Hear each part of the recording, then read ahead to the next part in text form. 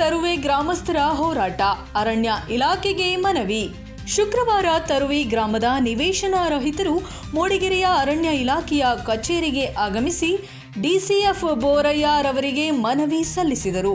ತರುವೆ ಗ್ರಾಮ ಪಂಚಾಯಿತಿ ವ್ಯಾಪ್ತಿಯ survey number 104ರಲ್ಲಿ ರಾಷ್ಟ್ರೀಯ ಹೆದ್ದಾರಿ ಪಕ್ಕದಲ್ಲಿರುವ ಕಂದಾಯ ಹಾಗೂ ಅರಣ್ಯ ಇಲಾಖೆಗೆ ಸೇರಿದ ಖಾಲಿ ಜಾಗವನ್ನು ನಿವೇಶನ ರಹಿತರಿಗೆ ಮತ್ತು ಸರ್ಕಾರಿ ಕಟ್ಟಡಗಳ ನಿರ್ಮಾಣಕ್ಕೆ ಮೀಸಲಿಡುವಂತೆ ಮನವಿಯನ್ನು ಒತ್ತಾಯಿಸಲಾಗಿದೆ.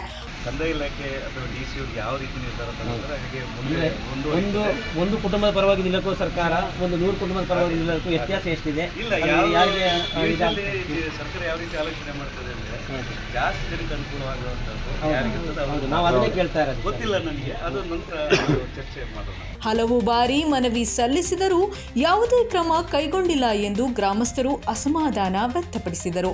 ಇದೇ ವೇಳೆ ಸರ್ವೆ ನಂಬರ್ 106ರಲ್ಲಿ ನಿವೇಶನಕ್ಕಾಗಿ 4 ಎಕರೆ ಜಮೀನು ಕಾಯ್ದಿರಿಸಲಾಗಿದ್ದರೂ ಅಲ್ಲಿ ಮರಗಳಿರುವ ಕಾರಣ ಅರಣ್ಯ ಇಲಾಖೆ ಅನುಮತಿ ನೀಡದೆ ನಿವೇಶನ ಹಂಚಿಕೆ ವಿಳಂಬವಾಗುತ್ತಿದೆ ಎಂದು ಆರೋಪಿಸಿದರು.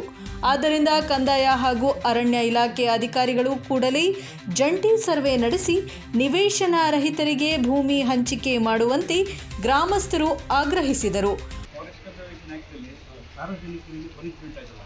ಯಾರು ತಪ್ಪು ಮಾಡಿದ ಅಧಿಕಾರಿ ಅವನಿಗೆ ಮಾತ್ರ ಅದಕ್ಕೋಸ್ಕರ ನಾವು ಅದನ್ನು ಭಾರಿ ಕೇರ್ಫುಲ್, ಇಲ್ಲದಿದ್ದರೆ ನಿಮಗೆ ಯಾವಾಗಲೂ ಅದನ್ನು ಕೊಟ್ಬಿಟ್ಟಿರ್ತಾರೆ. ಮನವಿ ಸಲ್ಲಿಸುವ ವೇಳೆ ಪೂರ್ಣಿಮಾ, ಸರೀನಾ, ಕೃಷ್ಣಮೂರ್ತಿ, ಮಹೇಶ್, ಫಾತಿಮಾ, ಲಕ್ಷ್ಮಿ, ವಿನಂತಿ ಮತ್ತು ಕಮಲಾ, ಗೀತಾ, ಕವಿತಾ ಮತ್ತು ಲತಾ, ಸನಾವುಲ್ಲಾ, ಪಾರ್ವತಿ, ರೇಖಾ, ಸುಜಾತಾ ಸೇರಿದಂತೆ ಹಲವು ಗ್ರಾಮಸ್ಥರು ಉಪಸ್ಥಿತರಿದ್ದರು.